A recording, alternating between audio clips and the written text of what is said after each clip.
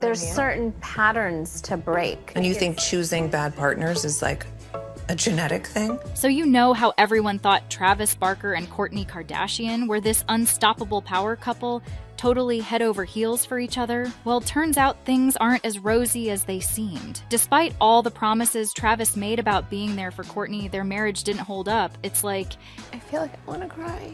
Why? Just because it's like, it gives me anxiety.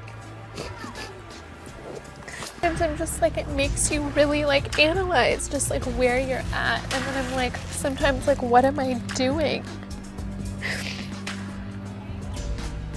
if you thought Scott Disick was a mess, this is a whole other level. Kourtney and Travis looked like they were crazy about each other, but behind closed doors, it's been rough. Apparently, Kourtney's been feeling pretty down about it all lately. It's a real heartbreaker. So, what went wrong? So, was taking his last name a given? Were you positive that was going to happen, or did you think about that for a while? It was a given. Yeah, it was just a given. It wasn't a thought. So, Kourtney is coming clean about how things weren't exactly as they seemed. She admits that at first it was all super thrilling and romantic, like they were head over heels teenagers. But that intense spark isn't there anymore. She's saying that the memoir kind of revealed Travis's hidden crush on Kim Kardashian, which put the first strain on their seemingly perfect relationship. Travis's ex, Shanana Miller, says he cheated on her with Kim, and that's why they split. Travis is denying any affair with Kim, although he's not shy about admitting he finds her attractive. When did the affair with Kim Kardashian start? It started after the affair with Paris Hilton. Okay. Yeah, and Here comes Paris again. yeah, there comes Paris. And I had already got, like, mind you, in that club, I had gotten Paris Hilton's face, you know, like, well, when Oscar and I were having a conversation, she bibbity bopped in, and I was like, aren't you fucking this one here? Aren't you fucking this one? And she was like, I don't even know him. I'm like, yeah, you do. And so she leaves, and, you know, he and I continued arguing, Oscar and I left. So she and I had already had words like that night, and then, yeah, I don't know, he and I were arguing, and we kind of, like, separated, but we were still living in the same house. Travis's history of liking Kim has brought up some old feelings. Kourtney spilled the beans that his past cheating ways have been bothering her, especially when everyone's together for family events. Lately, folks have been asking if Barker had a significant part in stirring up trouble between the two sisters. In an interview with the Los Angeles Times, Barker addressed the criticism, saying, "It's like, Kourtney's fans are worried about Travis. He's a womanizer. Stop it. I obviously shared all that stuff because I wanted to move past it. It was therapeutic for me. That's her sister. She knows we used to talk. Nothing bad was going on. You give people a little information and they think they've solved the mystery of this is why they're fighting. It's just so ridiculous," the musician added. That's what it's about. Forget about you couldn't be happy. You couldn't be happy for me. You couldn't be happy that I was the center of attention and you weren't. What is it that you feel so low with me? If you'd like to. No, I want you to dig deep and figure out why you hate me so much and why you're so angry with me, because all of this never happened. I was so happy for you. I was so... Why would I not be happy for you?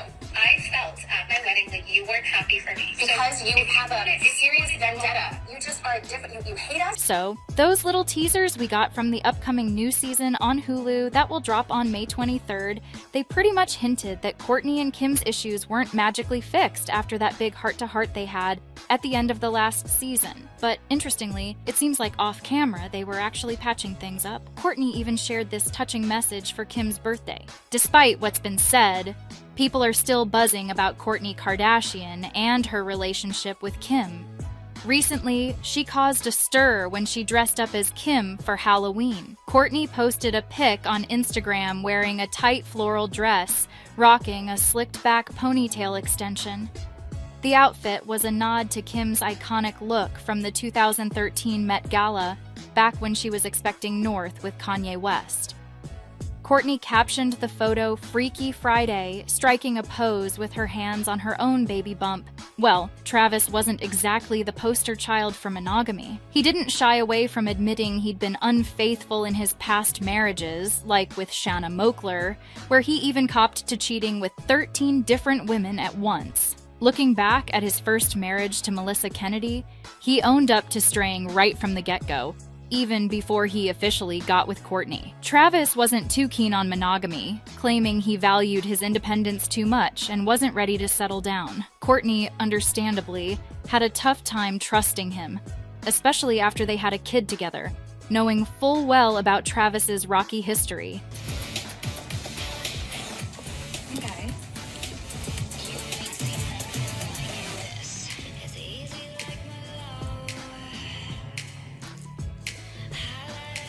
After people started questioning Travis's control over their relationship, things got even more complicated. Travis seemed to be calling all the shots, from how they acted in public to big decisions. It made some people wonder about who really held the power. Then Kourtney mentioned Travis's ongoing conflicts with his ex, Shanna, which hinted at some lingering feelings. Because of all this, Travis wasn't always fully present in their relationship, which made Kourtney feel unsure. Eventually, she started doing things just to please Travis. Speaking to Life and Style, a source revealed, some of them tolerate him more than others, and some are less outspoken, but they all share an opinion that Kourtney is not the same person since getting together with Travis, and they don't like it. Kim, in particular, has a complicated bond with the Poosh mogul. According to the source, she thinks Travis has been gradually cutting her off from the family and influencing her to distance herself from them. Kourtney's willingness to adjust everything from her clothes to her meals to fit Travis's tastes has folks worried she might be losing herself in the quest for his approval. She mentioned she's trying to find her own style and stay true to herself, but Travis seems to be shaping that too.